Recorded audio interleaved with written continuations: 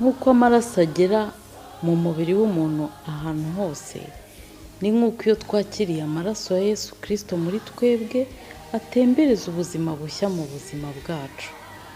Kugira ngo umubiri ugiremo umwuka biva ku maraso.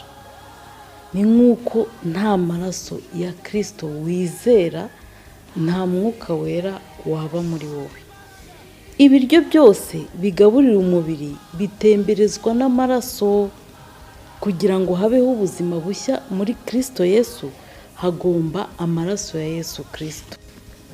Nk'uko amaraso ari asohora imyanda mu mubiri w'umuntu, burya amaraso ya Yesu iyo atugezemo asohora imyanda yose y'icyitwa icyaha muri twebwe, tukuhagirwa bushyashya. Nk'uko amaraso agera mu mubiri w'umuntu ahantu